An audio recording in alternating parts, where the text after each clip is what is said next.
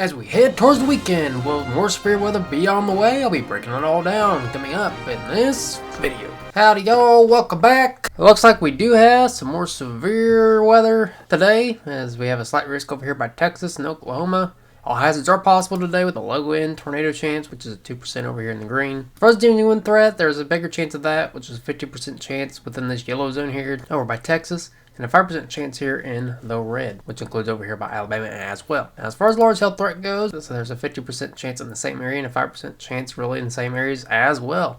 And as we push off into Friday, there is another slight risk, which spans from central Texas on over into western Tennessee and northwest Mississippi. Now, all hazards are possible again tomorrow with low chance for tornadoes, which is a 2% chance here in the green, spanning from Texas on over into northwest Mississippi. As far as the damaging wind threat goes, there's a bigger chance of that, which is a 15% chance spanning from central Texas on over into western Tennessee. And as far as the large hail threat goes, same areas are under the gun for large hail, which is a 15% chance here in the yellow. Now, as we push off into Saturday, severe weather starts to diminish as there's a marginal risk spanning from far eastern Texas on over into Georgia. Now, we don't know the main hazards for that just yet, but stay tuned. So let's go ahead and take a look at the time frame of when you could expect the worst and the severe weather. Now, looking at the HRRR model, keep in mind the date and time is up here if you want to keep track. Looks like not much is going to be happening until right around 3 to 4 o'clock. As you can see, we have renegade supercells are starting to form within the slight risk zone and even over here in the marginal risk zone as well. Looks like this is going to be lasting all the way through 11 o'clock tonight. Then it's going to start turning into a flash flooding threat, as there is a slight risk for excessive rainfall around this area for upwards of 2 to 4 inches of rainfall. So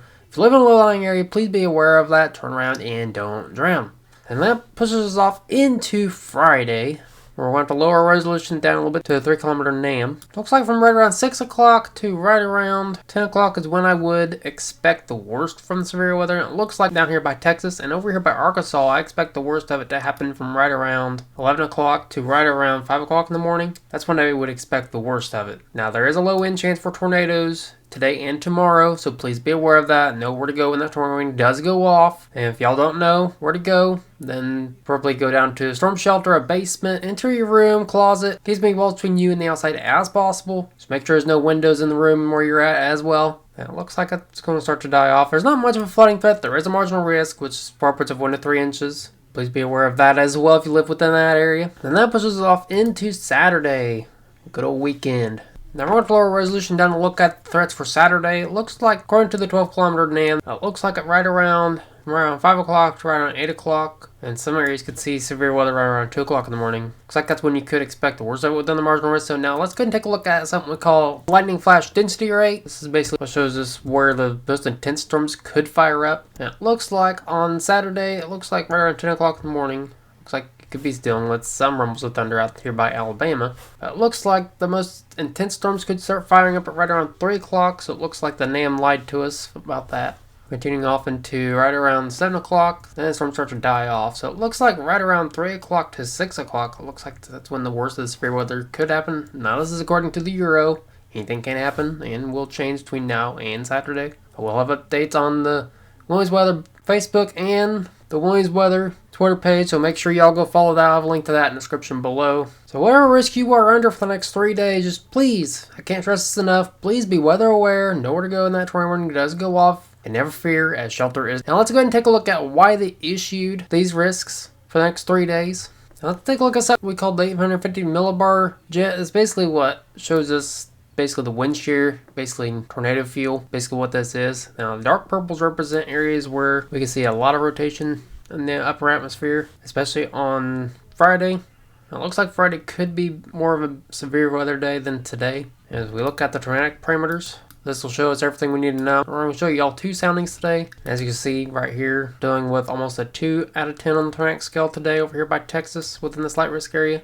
And an even bigger area by 6 o'clock on Friday, as we're dealing with almost a 6 out of 10 on the tornadic scale. Looking at a sounding for Thursday, this is right around 6, 7 o'clock, right around the northern Texas area. Looks like temperatures are going to be right around the upper 60s today, low 60-degree dew points. Not much of a capping inversion, so definitely there's no cap on the environment. A lot of CAPE out there, around 3,000 joules per kilogram as far as the surface-based CAPE goes. As far as the mixed layer CAPE, it's right around 2,000. The most unstable CAPE is the same as the surface base. We got some sustainable Cape today. Not off the charts, not a powder cake environment, but we do have some pretty sustainable wind shear. We have a enhanced felicity index at the surface, right around 4, and storm relative felicity at 222. So definitely got a lot of wind shear. It's a low Cape, high shear event. It looks like tornadoes could form today. And I would be on high alert if you live within the slight risk area today. Now let's go and take a look at the sounding for Friday. Now looking at the sounding over here on Friday, this is over here in Oklahoma.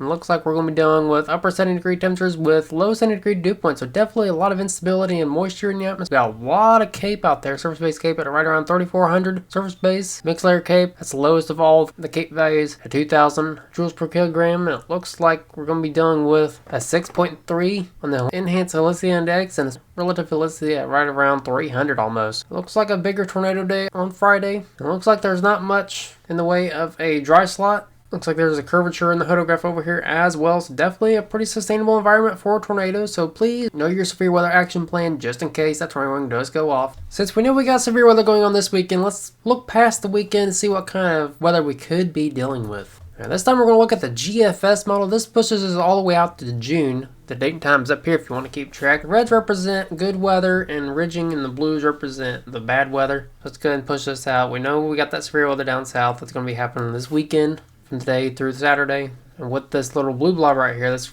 is what's causing that, pushing that core this way, and the warm air is fighting this way. And once that gets out of here, it looks like we're going to be experiencing some good weather for quite some time. We could be dealing with some bad weather down here in the deep south for a little bit. And it looks like once we get into June, it looks like we're going to be dealing with a little bit of a disturbance. This is what's going to be causing some problems around the beginning of June, as you can see over here in the eastern part of the country. This is pretty far out. This is over 300 and some hours out. Anything can and will change. And you know, Willie's weather will be here to keep you updated. So if you live within any of the risk areas for the next 3 days, just please, I can't stress this enough, be weather aware. Know when that tornado does go off. And it looks like we're going to be dealing with a little bit of a calming period before we're going to be coming into a bumpy weather ride as we head into June. Now we'll have a hurricane outlook video out here soon, so please be on the lookout for that. Looks like it's going to be a pretty strange hurricane season, so please tune in to that. And lastly, I'd like to thank all my new subscribers. If y'all have recently subscribed, I'd like to thank all y'all for tuning in. So if you like the video, please hit that thumbs up button. Don't forget to subscribe down below. Appreciate y'all for watching. Until next time, never stop forecasting.